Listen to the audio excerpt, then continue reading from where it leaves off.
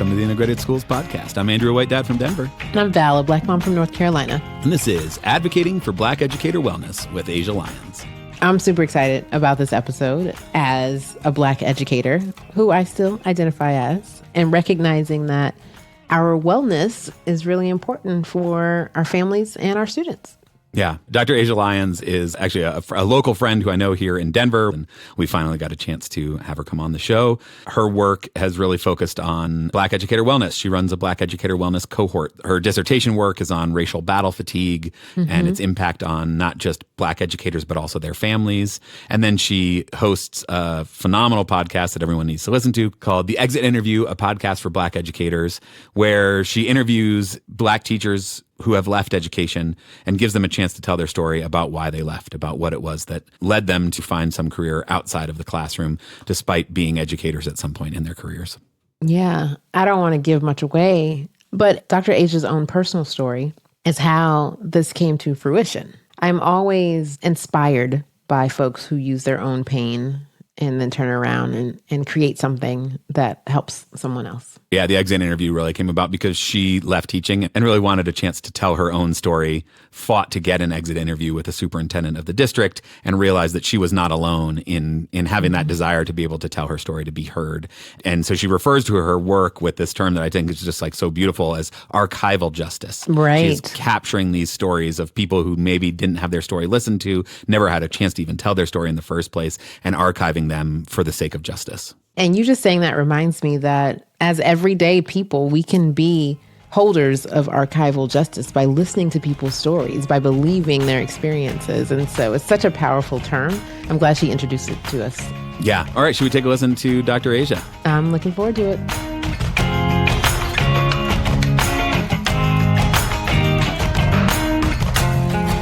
My name is Dr. Asia Lyons. I am the CEO of Lyons Educational Consulting. I am a podcaster. I host and produce the Exit Interview, a podcast for Black educators. I'm a mom, a wife, a bird mom. Mr. Prince Charming is my bird. And I go out in community and speak about healing from racial battle fatigue, specifically for the betterment of the souls of Black educators. You were a classroom teacher before. I was 12 years, yeah. When did you know you wanted to be a teacher? I went to school originally to be a chemical engineer because my dad told me that's what I needed to do. Right. And I'm like, whatever dad says, because he's the best. And flunked out of engineering school in my second year. Was not prepared for any type of college, to be honest. I went to a gifted high school, but what I found was that I was still woefully ill-prepared for college. And so came back to Detroit, and I'm from Detroit, came back to Detroit and knew that I couldn't just like be at home and just start working. So I went to community college. So there was a community college not far from me, and I didn't have a car. So I caught the bus there and signed up to be a business major because I wasn't sure what I wanted to be, and was put in work study at the child care center at the community college. And about a month in, someone said, who worked there, her name is Jennifer, like, you should be a teacher. Like, you're really good with kids. And that was it. Went home. I was like, oh God, what am I going to do? I got to figure this out. You know, at this time, I'm maybe 20. And the next day went back, changed all my classes over to education classes or pre-education classes, finished there. And then the next bus stop over was the University of Michigan's Dearborn campus. So I was like, well, I don't have a car. I could just keep catching the bus. And that was it. I was a teacher. Awesome. What'd you teach? What age kids? Yeah, I taught fourth grade for a year, fifth grade for 5 years, and sixth grade for 6 years. And when I taught sixth grade, I taught a math class. And then I also taught towards the end of my career in teaching social justice as a class. I love it how you're like, at 20, I need to figure this out, because that's how I am. And I'm way far from 20. Yeah. So it's amazing how we put that pressure on ourselves to figure that out right then. And I'm thankful that you had someone who saw in you a teacher and shared that with you. Yeah. Yeah, I never saw myself in education at all. I'm not from a family of educators. And the child care center just seemed like it was fun. And they were littles, 3 to 5 age. And I really enjoyed it. But yeah, I loved my teaching career so much. I had a great time. And then you left teaching. And then I left teaching. Tell us that story. Oh, yeah. So So, like I said, I taught for 12 years in a local school district. And the principals, when they hired me, said, you're teaching math for 3 classes, but the other 2 you can teach whatever you want. And so my first few years at that middle school, I taught math and sports and financial literacy, math and art, things like that. But then in my 11th year, I decided to teach social justice. And social justice class, the big question was like, what happens in our society when humanity is lost, right? And so my idea was to teach the first unit, and then the students got to vote on the rest of the units for the semester. And I taught 150 students, and very similar topics: gender equality, supporting our unhoused communities, animal cruelty, race, racism, and anti-racism, and some other topics. Totally went fine. It was great. The kids loved it. The family supported it. My principal supported it. The second year, Trump was elected. And everything changed. So I remember the second year that I was going to teach social justice, back to school night, I could see in the parents' faces that came into my class, they were looking around, that it was going to be, I said to myself, it's going to be a rough year. I just knew that they were not going to be on board with what I was going to be talking about. I had my protest posters around the room. It was just, yeah, and this is a Black woman standing in front of them talking about social justice. And I was right. What were the demographics of the school? Yeah, it was about 60% white, 40% kids of color. And like I said, my families before that, same demographics, were totally for it.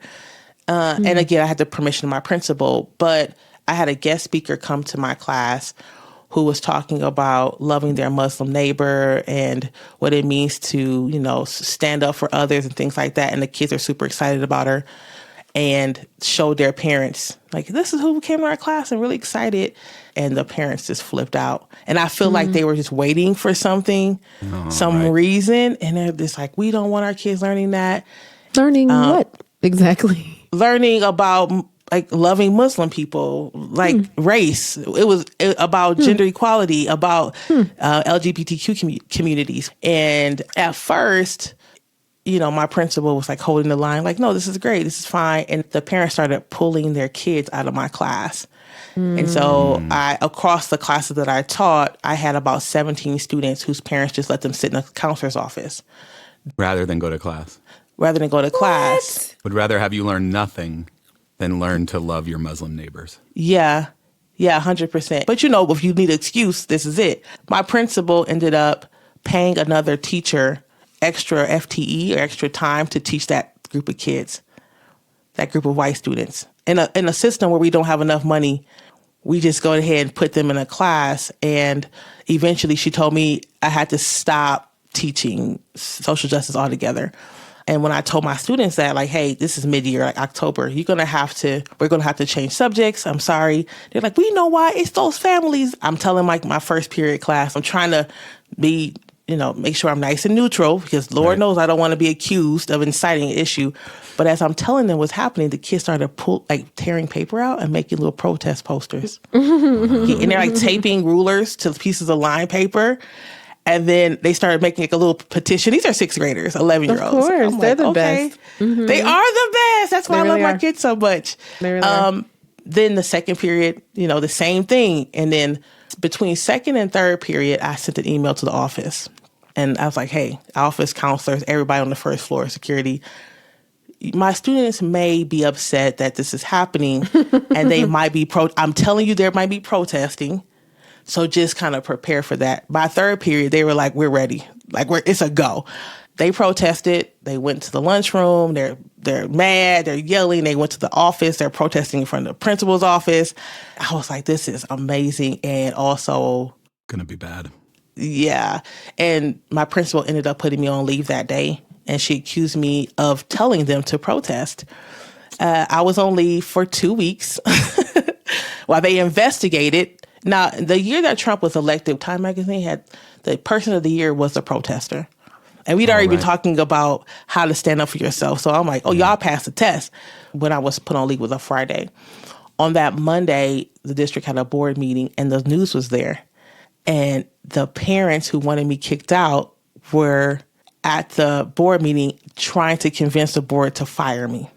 And the news put that on the news that night. And my students on Tuesday didn't see me come back to work.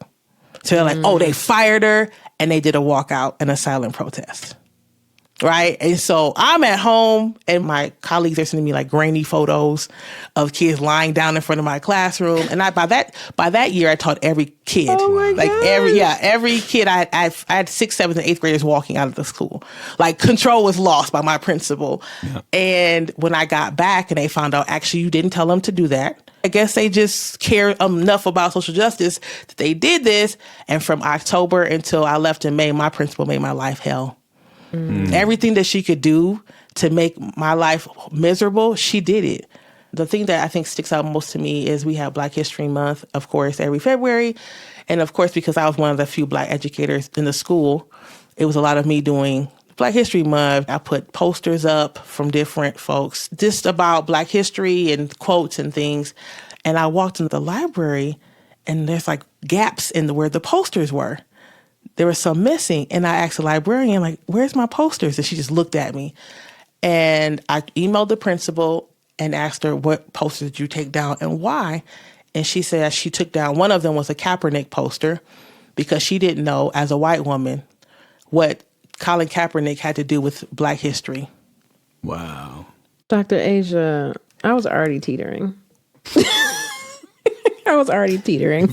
Pushed Val off the edge. I'm off the edge. Oh my gosh. Yeah. But it was things like that constantly. And the parents who wanted me fired, because I was not fired, just continued to just bother me or come into my classroom and just sit there in my classroom and observe my class. And I think around February, after Black History Month, I did what I always call like the Shawshank Redemption move, which is like one thing at a time back home, like taking this home, I'm taking that home because I'm getting free. I'm getting free. And so by the last day of school, I put my laptop in we had to put them up anyway, took my ID, threw it in the garbage, and I just never went back. Oh, goddamn. Yeah. That's the story. That's the story. I'm curious, what happened to your students who protested? When I got back to work 2 weeks later, they were in class and they were so happy. Okay. Like, I protested, Mrs. Lyons. I said something. They were so excited. It's funny because last summer, I had a student who reached out to me who is now in college, who is my student. And it's like, I want to talk to you about being a teacher. Since your class, I've been speaking up about white supremacy and things like that. So it was really cool for her to say, like, I remembered that. Yeah. I asked that because I also wanted to know, did those parents show up for you in any way throughout the rest of the year? That's a really good question. I had parents who, to me, advocated, and I had a few that went to the principal and advocated for me. But there's something to be said about the ways that white supremacy works in droves. Like the folks who hated me had a lot of time on their hands, right? They were able to just take off and be sitting in my classroom and constantly bothering me because they had the permission of the principal. Right. They had the power. And my principal's boss, who was a Black woman, also was fine with this behavior. So, I felt like the parents and community, when they saw me go into my car or whatever, they were definitely like, I appreciate you. I don't know how much that translated to the principal's office, like what she heard or did not hear from the community. You are one Black teacher. Your story, I mean, obviously there are unique elements to it. I'm sure nobody has quite the exact same story, but it is a familiar story. And to be clear, you didn't leave teaching. You were forced out of the... Yeah, definitely experienced push out, 100,000%. Yeah. And obviously you had poured so much into those kids that they had learned so much. I mean, I think about what values do you want your kids to learn? I think it's important that they know some math. But if they know that when they see injustice, they need to do something about it, I would certainly much rather my kids get that from their school. Yeah. And so, what a tragic loss for those kids, for that community, for that school district, and for, all the kids who came after who didn't get that opportunity. But that kind of inspired your podcast, The Exit Interview. Tell us about the podcast, why you started it and what you're hoping to achieve with it. Yeah, you see this big smile on my face because I love The Exit Interview. So The Exit Interview, a podcast for Black educators, came because the summer that I left teaching, I was pushed out of education in that sense, I made the decision that I wanted an exit interview. and my school district was not offering those. That wasn't a thing that they did. So I emailed the superintendent and I said, I want an exit interview. And I just kept emailing him until he responded. And I brought my sheet of paper and I said all the things I had to say about my racialized experience, about the experience of Black educators in his school district, because I knew many of us that were leaving that same year, not with the expectation that he would change, but that I get to say my 2 cents. Right. And I was walking back to my car and I thought there's so many Black folks who leave education who never share their story. And that's how the podcast started.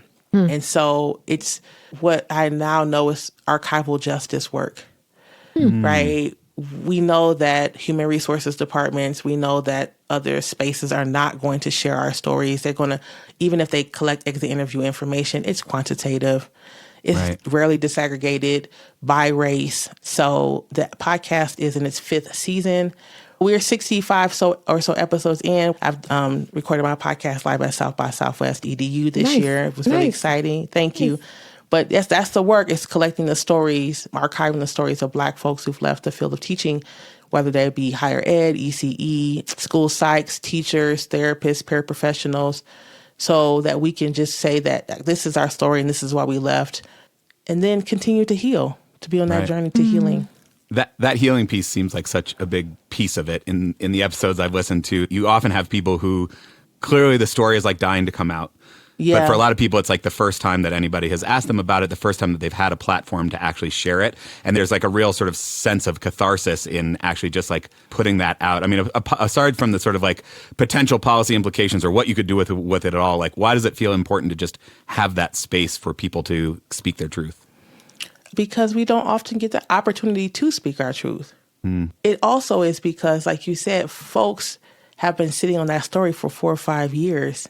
Yeah. And so that's the work. It's like laying that space out for them to share their stories because at that time they're ready. And for me, it's not about like, I hope human resources hears this or union hears this. It is like, I hope you felt good saying that. I hope that you know that I believe you and the community of listeners believes you, and that's good enough. Yeah, and that you felt heard. Yeah, 100%. Seen. Yeah. Yeah. So was this what your dissertation was about? Good question. So my dissertation is on the ways that Black people in education experience racial battle fatigue. Got it. And how it crosses over into our families and communities. And that was off the back of my own experience, right? And so the podcast happened at the same time that I was going to school. I knew that at the same time that I was having this exit interview experience, I knew that I wanted to research racial battle fatigue. And so it all kind of tied in very closely together around the same time. Right. All right, talk to us about racial battle fatigue. Yeah, so what racial battle fatigue is a term coined by William Smith, shout out to him. And it is the amount of time lost coping with racism. And it's the way that our bodies respond to racism. So racial battle fatigue is not racism. It's just how our bodies respond to it, our mental and our physical. So you have racialized experience like I did in school. And so then I was unable to sleep. My heart was always beating really fast when I went into school, crying in the car before school, right? Sounds like your blood pressure was up. Blood pressure was up, right. Some people show signs of resentment, hair loss, hives, like I said, panic attacks, like lots of ways that we're responding, rehearsing the situations in our mind and thinking over and over about a future racialized experience that we might have, like at a parent-teacher conference, or rehearsing something that already happened. I should have said this. I should have said that. That's what I was interested in understanding because for me, that October or September to May, I always tell people it's like my marriage was on threads. Right. I was just not the person I was. And it wasn't just impacting me. It was impacting my family and my community. I was not the person I had been before that. And that's the part of it that I'm adding to the research, or I've added to the research, is Dr. Smith talks about racial battle fatigue in educators. But I really want to know like what happens in the family dynamic too when we bring that home to our communities, our children, our spouses. You don't leave it at the school. It's not like you experience it at school and then you go home and everything's fine. It's going to show up in the way that you are a spouse. It's going to show up in the way that you're a parent. It's going to show up in the way that you're a sister or a friend or a community member. Yes, exactly. Thank you. There's a lot of talk about the recruitment of Black educators. We had Leslie Fenwick and Noliwe Rooks talking about the loss of Black educators and the harm that caused to the education system, both the harm to those individual educators who lost their jobs, but also the culture of learning and education that suffered from that. And we talked to Sharif El-Mekki about, recruitment efforts trying to bring more Black teachers into the profession. It seems like a lot of your focus is on what happens when you get there, more on the retention piece than the recruitment piece. What have you learned from the exit interview about what it takes to actually, create a place where Black educators not just will show up, but will stay? Yeah, what I've learned is that there's so many different reasons why we leave. When I first started the podcast, I first thought about the research because my mind was thinking about racism. I wasn't thinking about the other reasons why we leave, right? And so this has been illuminating for me. I'll say that one of the reasons why folks leave is because they're not believed, that their stories aren't heard, right? They speak up for children, they speak up for themselves and their colleagues, and they're just not listened to. Another reason that comes up, particularly around Black women, who mostly the ones that come on the podcast, even though it's for everyone, is misogyny in the workplace. And specifically Black men in leadership above them who have caused harm, right? That's coming up more and more often. Of course, people talk about pay and the pay disparity, and specifically my ECE folks, my early childhood education folks are talking about this pay disparity. As a side note, I'm on a research team for a local university, and we found out that Black early child educators in the city of Denver are paid $3.58 less per hour than their white and brown counterparts with the same experience.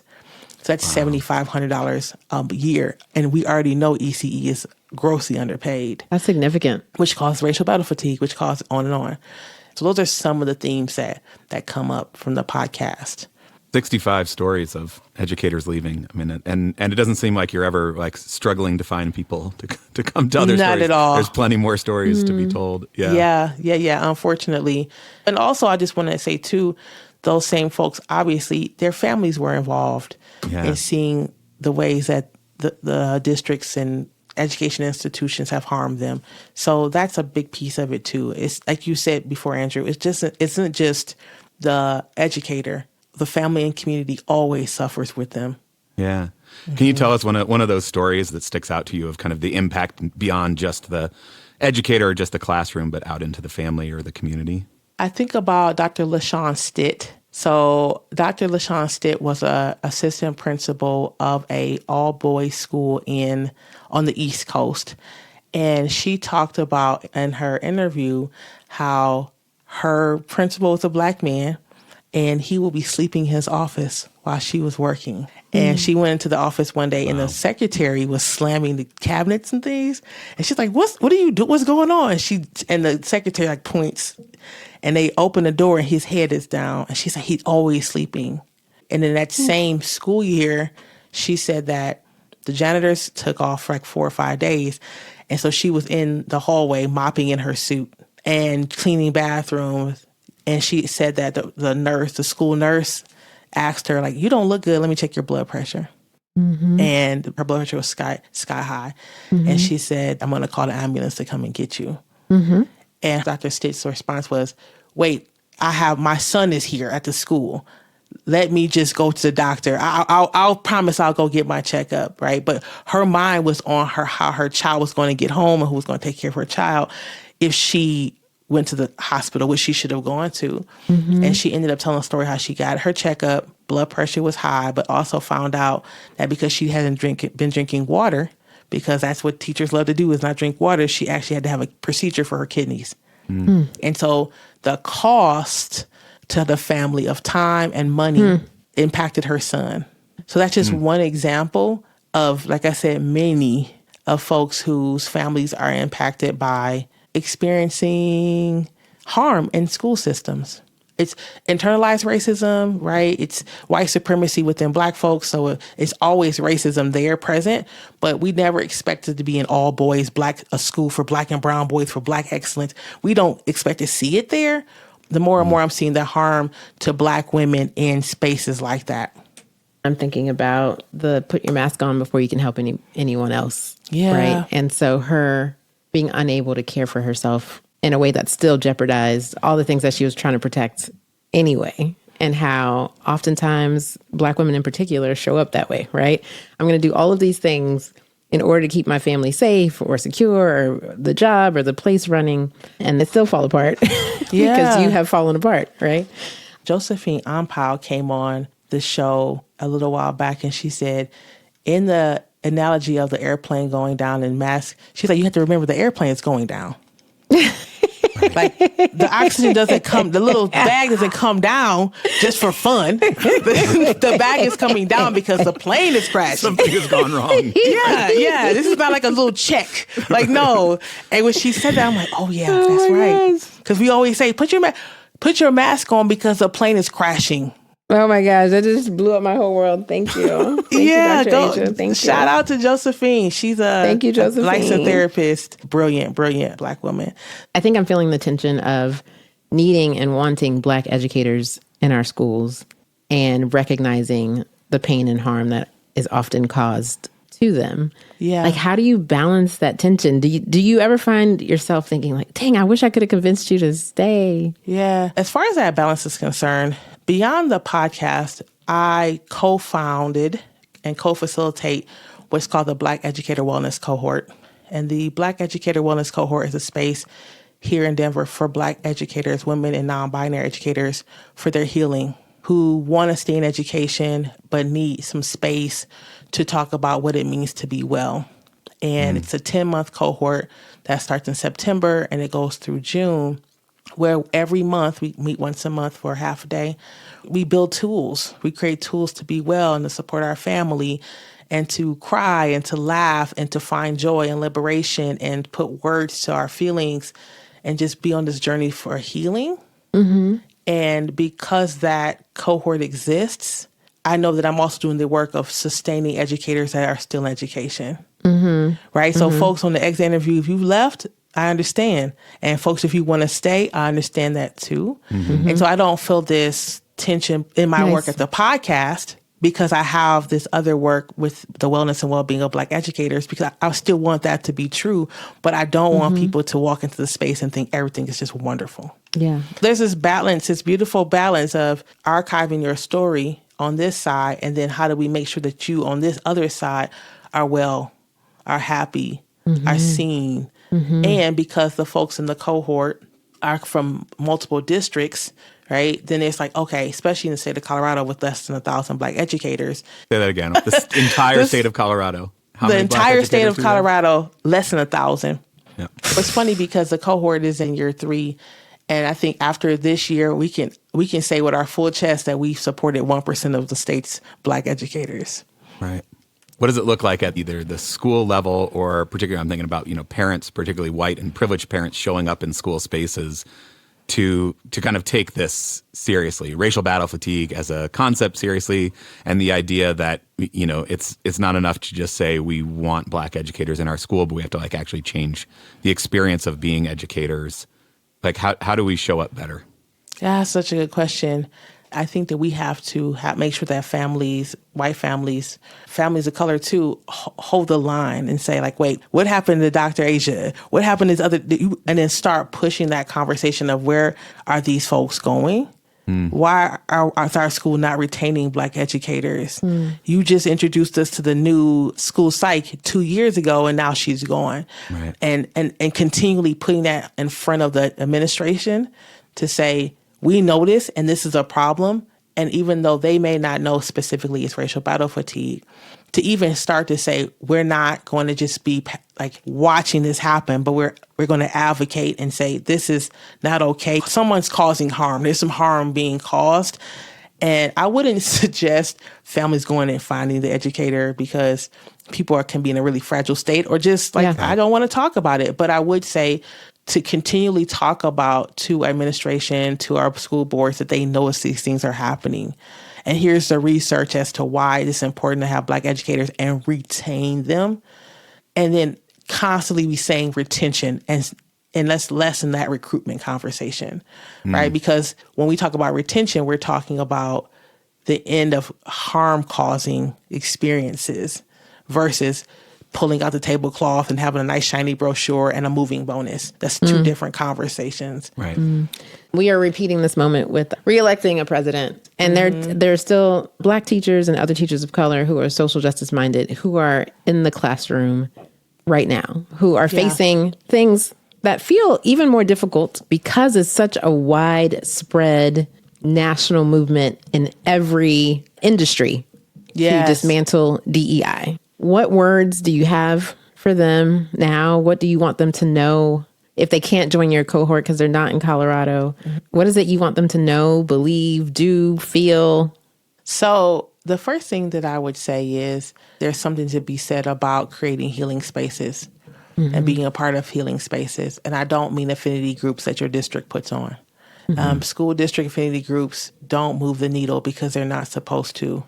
They gather, you put some stuff on sticky notes, you eat Qdoba, you leave, and nothing happens, right? So like, how do you find? And I don't want you to create it because that's more labor. But how do we find spaces online or in person that promote our wellness, so that we don't feel isolated? I think it's important to not isolate ourselves when we're experiencing harm or we're burning out, because racial battle fatigue and burnout are not the same. So just be very clear about that. But when we experience these things, we don't want to go into isolation. So it's really important to find community.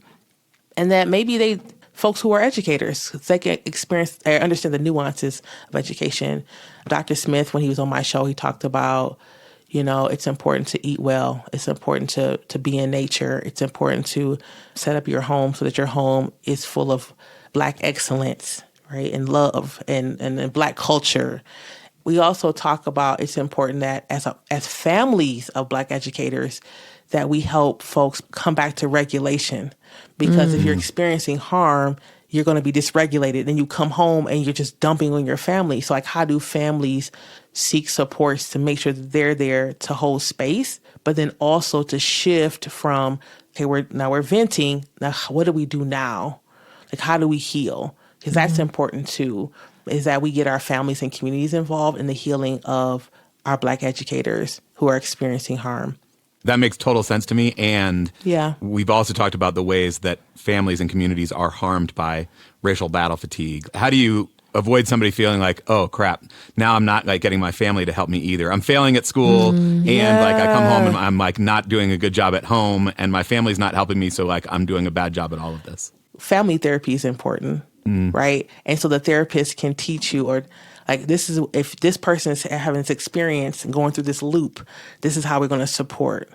So that the family has the equipment. They want to help. And I'm not saying don't tell your family. I'm saying sometimes we don't have the tools. And we're also experiencing racial battle fatigue. Secondhand racial battle fatigue. Yeah. Like, how do we make sure that our families have the tools? Right. One thing with the cohort that we've been talking about for cohort 4 starting next year is that along with the folks in the group, we're also going to provide supports and services for the families of those folks in our group, so that they don't see like this person is leaving them. Right. Dang, they just doing such a great, look at them healing and like leaving them behind, but also having some space to heal and be well.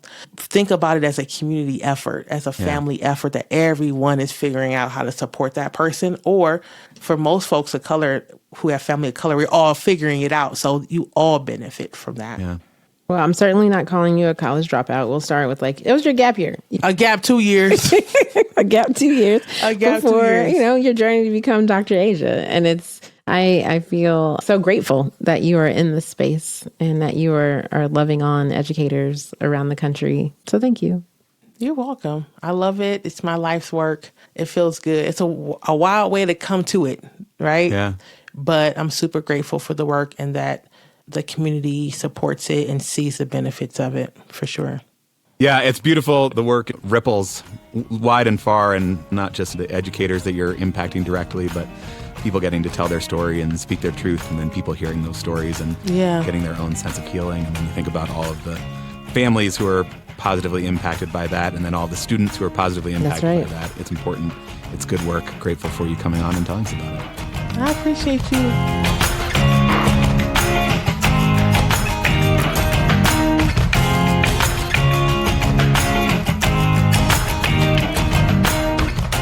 So, Val, what'd you think? So going into this interview, I did not anticipate Dr. Asia's personal story to be such a central feature of the conversation. Yeah. I couldn't stop listening. It was just gripping in the worst way. Yeah. And we mentioned in the intro that she left education, but we want to be clear. She was pushed out. Right. Absolutely. And part of the reason that she was pushed out is because of her experience with the white parents in that school who, for all intents and purposes, used their privilege and power to apply pressure to her and the principal. So much so that they opted to have their kids learn nothing instead of learning with Dr. Asia. And I'm floored by this choice. And yet it's a choice that white folks have made throughout the course of history. And so, white man, yes. help me understand what is going on. Yeah. I mean, I certainly, I don't know those particular parents, and yet I certainly know that flavor of parent. And to me, the beauty of the schools where my kids are is that they are more likely to get social justice as part of their curriculum. They are more likely to have conversations about activism. They're more likely to tap into a view that education is a tool for liberation, is a tool to make your communities better. And I think particularly for white parents who get uncomfortable thinking about race, thinking about conversations about race, I think it's easy to project that onto our kids, to assume that if I'm uncomfortable, my kid is probably going to be uncomfortable. If the content that my kid is learning is stuff that makes me kind of squirm a little bit in my seat, is make me feel like, ooh, like how am I implicated by this? It's like a natural response to that to say, well, how do I protect my kid from that? And so, you know, the ways that we have gone about that as white folks in our education system most often is to have control over what the curriculum actually is. What are the school books teaching? You know, what classes are on offer? And in the events where we come up against a spot where that's not possible, it's not surprising to me that folks then opt for nothing rather than that thing that they think might make their kid uncomfortable, that thing that they think might somehow cause harm to their kid, without recognizing the, you know, like all the potential that comes from a space like that. Yeah, that I was deeply disappointed, if I'm honest, by that behavior. And I was deeply disappointed in the administration who felt pressured to make that decision to put Dr. Asia on leave. I'm a parent, so I can empathize with being afraid of something from my child, right? For me, that's not race. Right. But I can understand that deep-seated fear that your child is going to be harmed in some way and trying to protect them. But I want to invite our listeners to check out the episode with Susan and Elias titled Gratitude and Validation, One Family's Journey Through Integrated Schools, because what you had in that instance was a young white male who checked all of the privileged boxes and he would tell you this himself, who understood the value of being in that place and learning about others and learning to love and appreciate your neighbors, even when they're different. And so I think that's the root of my disappointment, because what was being taught, and we've talked about this a lot in the last couple of episodes, was about love. Yeah.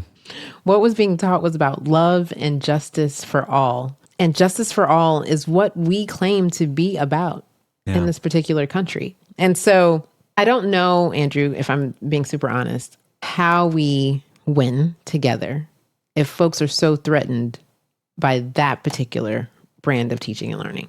Yeah, it's hard for me to imagine actually together if we're in that mindset. And the hope is that you create more kids like Elias, who is never going to find himself in that position, who's not going to worry about his kids because he's going to have lived it himself. Not that he will ignore the potential discomfort that comes from being in cross-racial conversations. Like, it's not that it's always easy. It's not that it's never uncomfortable. It's not that you never say something you wish you didn't say. It's not that you never come to a disagreement that you can't really resolve interpersonally because there are these structural factors at play. But it's the like comfort with discomfort. It's the learning to be okay with being uncomfortable.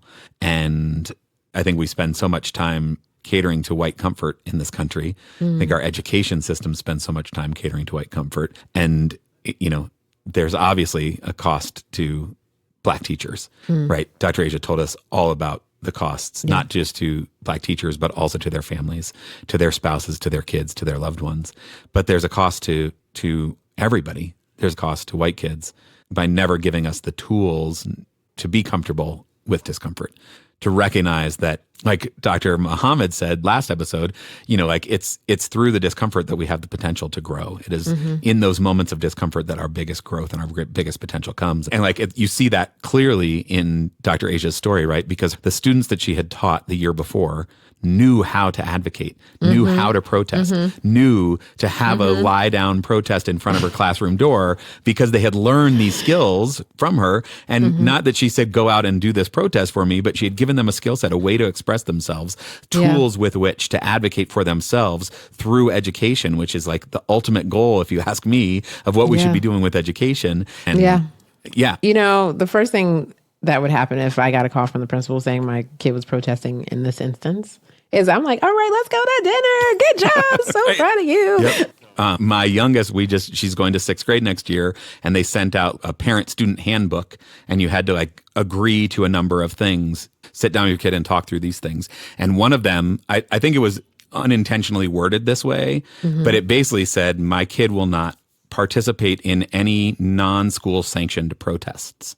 And I refused to sign it. All right, look at you. Look at you. We'll get our bail money for our kids. Yeah, so if you could join our Patreon so that I can bail my kid out of jail. Got to get Andrew's kid out of jail. And so thinking about Elias and the students that she taught who decided to take it upon themselves based on what they learned to stand up and advocate for the teacher that they loved and they felt had done no wrong. That was because they had Dr. Asia, right? Right. And something else that struck me in her story is that once she was out of the building, out of that position, there was no other person in that building that could do that work in that same way. So Dr. Asia was the holder of this knowledge. And when she came back and she saw that her posters had been taken down, she recognized that she had a special job in the school in addition to her regular teaching load, of math and social justice. And I'm flabbergasted because so much was lost in her exit from that school. Yeah. And so that future that you talk about where even getting comfortable with the uncomfortable, it did not seem there was a group of people who were ready to step into that void. Yeah. And that's just heartbreaking. Yeah. It speaks to me of the role of white parents in any school community, but especially in integrating school communities, like that we have to show up and we have to show up in support of justice. Like Dr. Asia was saying, like, hey, where'd that black teacher go? Right. Hey, that librarian, or the black counselor, right? That's why aren't they here anymore? And ask the questions and make sure, because her example is just one example, and it's certainly something that I'm sure many, many people are familiar with. That a small handful of 17 kids got pulled from her class. Right? We're talking about at most 35 white parents in a large school had the ability to totally shift what the administration prioritized and what the kids ended up learning. And we can lament the fact that that is true. And I wish that her administration had felt more empowered to not cave to those parents. I wish that there had been somebody who had stood up for her more. And as white parents showing up in those spaces, we have to recognize that that power is real as much as we would like it to not be real. We can't just sit back and say, well, I wish that the school system wouldn't cater to my whims and say like, okay, it's going to. So how do I show up in a way that signifies a value of justice? How do I show up in a way that says this principal is not going to have to answer to me if my kids learn social justice, but this principal is going to have to answer to me if the 3 black teachers aren't here next year. This principal is going to have answer to me if when we're hiring a 2nd grade teacher next year, there's not a black candidate in that. We have to show up in a way that leads with values of justice, such that the ways that our influence in school systems shows up naturally can be more likely to show up for good. Yeah. I was just thinking that the justice-seeking parents have to be as persistent. Yeah. And so Dr. Asia mentioned that there were parents who spoke to the principal who valued her being there. But clearly there was a level of persistence to getting her out. Yeah. And, I sunk in my feelings for a little bit when you started talking about the power of the parents of those 17 students who were out and how you can have an equal number of parents who are fighting for Dr. Asia and it still not mean anything if we don't look a certain way or if we don't have the right connections, and to dismiss an equally passionate group. Yeah. Yeah, it's a complete dismissal. Is there a scenario where we could bring all parties together and actually like talk about what is happening to try to do some restorative justice stuff? Yeah, absolutely. Like, what is the actual problem here with this curriculum? How do I assuage your fears? How do I acknowledge that it is reasonable to be concerned for your kid? It is reasonable to have fears. We want to know that our kids are safe and that they're in a spot. And that applies for all of our kids. Right. Like all of our kids deserve that. And I mean, I think that this is the potential that exists in public schools is like, those are conversations we have to have as a country. We have to figure out what are the stories we tell and how do we tell them? How do we acknowledge hard truths while also leaving space for people to acknowledge past harms and not be consumed by guilt about them? And I think the only way we do that is together. And schools are this opportunity for a space to practice in little mini ways doing that together. Yeah, there was many missed opportunities in that. And the more I think about it, the more I'm just deeply disappointed. However, Dr. Asia did not miss the opportunity to be a place of healing for other Black educators. Yes. And she used that pain and created with it, right? Created a space where other Black educators in particular could come and tell their stories about why they left the field. Finding spaces in education where there is a focus on healing, probably finding spaces in our lives in general where we are all focused on healing, where we are all focused on wellness is important work. And Dr. Asia just looked at the facts, right? Y'all have like 5 Black teachers in all of Colorado, apparently. Okay. Less than 1,000 Black teachers. It's wild. And she felt like I can grab hold of 1,000 Black teachers. I can find ways to support them, right? Yeah. And I think that is so courageous and so powerful. Yeah. You know, a powerful way of turning your pain into something positive that outlasts the pain that you felt. And I want us to draw inspiration from Dr. Asia as a model of what we can do with our pain. When we are tuned into what we need and we use that to create the spaces. And so the whole time she was talking, I was thinking about Clear the Air. So Clear the Air was an online group that I founded back in 2016 because I was looking for a community of educators who cared about these things that I cared about and wanted to learn deeply about the intersections of race and education and justice. And we could just figure it out together, right? Yeah. The same goes for you here at the Integrated Schools Podcast, right? You were on the journey already and you wanted to create something to find community, to help be a part of a community. Yeah. And so I'm asking all of our listeners to understand that need and try to create as a result of that need that you feel, because you will find yourself within a community that also needs the same thing. Yes, listeners, channel your pain into something productive, something positive, something that builds community, that brings people in, that gives them a space to tell their stories, to feel heard, to feel seen. And only good things can come of that, I think. Only good things. Yeah. Only good things. And we want to hear about it. So speaking of sharing your stories, we want to hear your stories. Archive them for justice. Send us a voice memo. Speakpipe.com/integrated schools. Go to our website, integratedschools.org, and click on the Leave Us a Voicemail button, or just shoot us an email, podcast@integrated schools. We want to hear your story. That's right. And while you're on the website leaving a voice memo, we would also like you to hit that red donate button. Absolutely. As Andrew's kids are going to be protesting and will need to be bailed out. But truly, all of your gifts help us sustain this podcast, and we are grateful for all that you can give. Absolutely. You can also join our Patreon, patreon.com/integrated schools. Another great way to show support and also find some community in that space. And don't forget to listen and share this episode with others and talk about it. That all matters. For sure. Val, it is an honor for me to be in this with you, because I try to know better and do better. Until next time.